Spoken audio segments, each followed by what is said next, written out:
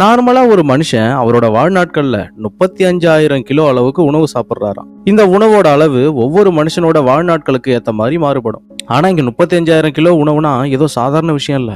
அவ்வளவு உணவையும் நம்ம உடம்புல ஏற்க வச்சு நம்ம உடம்புக்கு தேவையான ஆற்றலை கொடுத்து இயக்குறது நம்ம செரிமான மண்டலம் தான். இந்த செரிமான அமைப்புன்றது 9 மீட்டர் நீளம் இருக்கக்கூடிய ஒரு சங்கிலி போன்ற ஒரு அமைப்பு. இதை பத்தி நம்ம சின்ன வயசுல இருந்தே படிச்சுட்டு வந்திருப்போம்.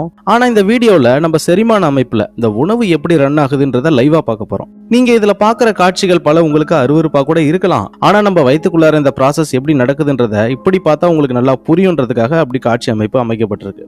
அதே போல நம்ம செரிமான மண்டலம் நல்லபடியா சிறப்பா ஒர்க் பண்ணணும்னா நாம என்னென்ன பண்ணணும்ன்றத கூட நம்ம தெரிஞ்சுக்கலாம். செரிமான மண்டலம்ன்றது வாயிலிருந்து ஆரம்பிச்சு உணவு குழல், இரைப்பை, சிறுகுடல், கல்லீரல், கணையம், பித்த நீர், பெருங்குடல், மலக்குடல்ட்டு இப்படி 9 உறுப்புகளும் ஒன்றே ஒன்று சார்ந்து ஒரு ப்ராசஸ் நடக்கிற அமைப்பு தான் இது. வாயிலிருந்து மலக்குடல் வரைக்கும் சுமார் 9 மீட்டர் நீளம் இருக்கு.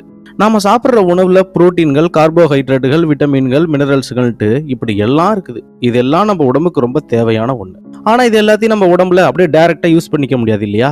அதனாலதான் நம்ம செரிமான அமைப்பு இதை சிம்பிள் எலிமெண்டா மாத்தி நமக்கு வழங்குது. சரி, இப்படி நடக்கிற அந்த வேலை எப்படி சிறப்பா நடக்குது அப்படின்றத பத்தி பார்ப்போம். முதல்ல நம்ம செரிமான மண்டலம் வாயிலிருந்து ஆரம்பிக்குது. நாம ஒரு உணவை சாப்பிடும்போது மட்டும் இல்ல, அந்த உணவை பார்த்தாலோ இல்ல வாசனையை நுகர்ந்தாலோ நமக்கு பிடிச்ச உணவை பத்தி நினைச்சு பார்த்தாலும் சரி, நம்ம மூளை நம்ம உமிழ்நீர் சுரப்பி மூலமா நம்ம செரிமான மண்டலத்துக்கு ஒரு சிக்னலை அனுப்ப ஆரம்பிச்சிடும்.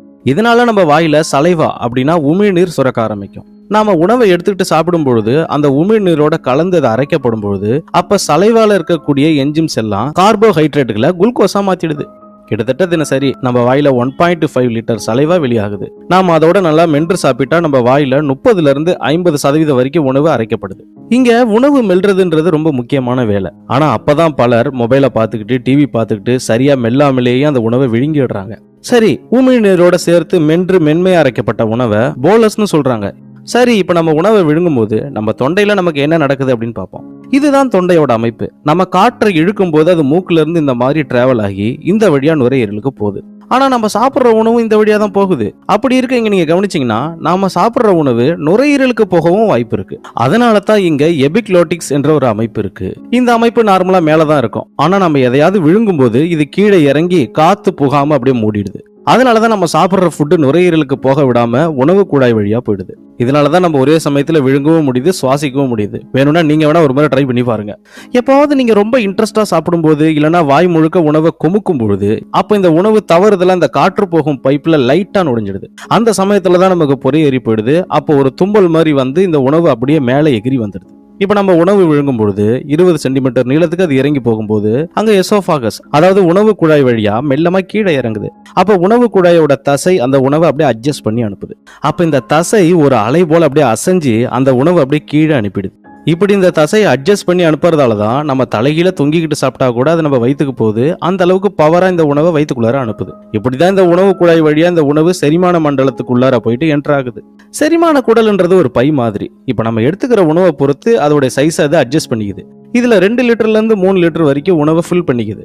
அப்ப இந்த இரைப்பையில ஹைட்ரோகுளோரிக் ஆசிட், ஹார்மோன், அப்புறம் மியூக்கஸ் எல்லாம் வெளிவருது. இதுல இந்த ஹைட்ரோகுளோரிக் ஆசிட்ன்றது தான் ரொம்ப பவர்ஃபுல்லான ஒண்ணு. இது கையில பட்டுச்சுன்னா நம்ம கை கூட எரிஞ்சு கருகி போயிடும். ஆனா நம்ம இரைப்பை சுவர்ல மியூக்கஸ் உருவாகி ஒரு லேயர் இருக்குது. இதனால இந்த ஆசிடே இருந்தா கூட நம்ம இரைப்பையை அதை அரிச்சிடாம இந்த மியூக்கஸ் பாதுகாக்குது.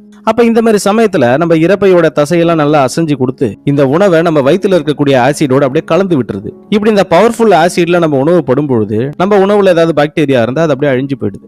இப்படி இந்த ஆசிடோட கலந்து போன உணவை தான் சைம் அப்படின்னு சொல்றாங்க.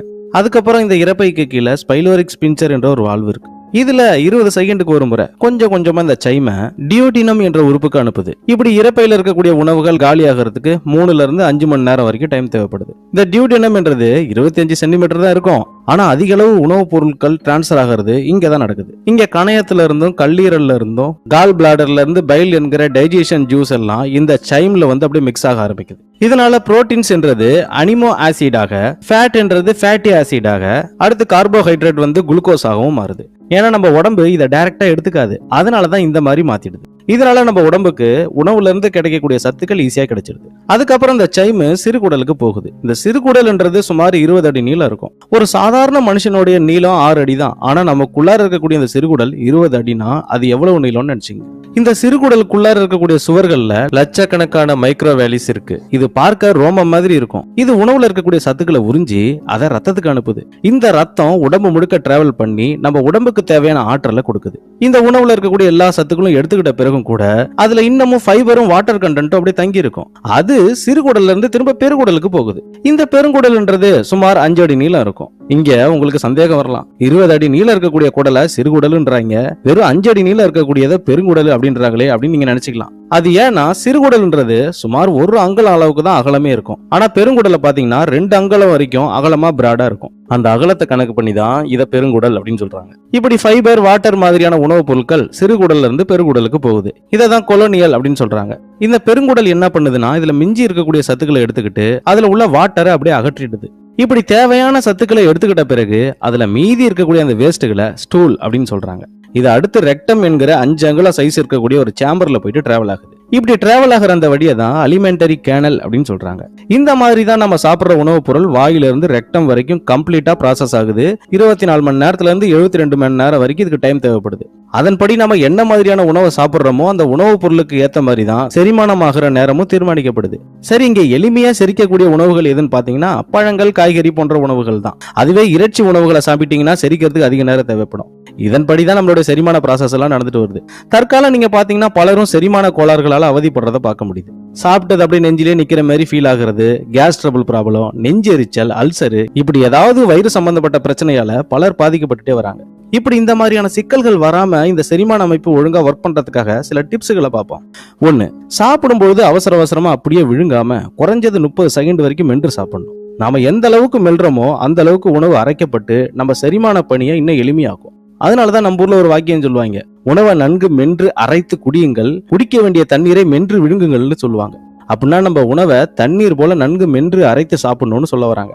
அதே போல நம்ம தண்ணீர் குடிக்கும் போது ஒரேடியா அதை விழுங்காம கொஞ்சம் கொஞ்சமா வாயில வச்சு மெல்ல மெல்ல குடிக்கணும். இப்படி உணவை நன்கு மென்று தின்றாலே நம்ம செரிமான அமைப்பு ஈஸியா ஒர்க் பண்ண ஆரம்பிச்சிடும். அதே போல சரியா மெல்லாம உணவை அப்படியே விழுங்கிட்டீங்கன்னா முழுமையா சத்துக்கள் உடலுக்கு கிடைக்காம போயிடும்.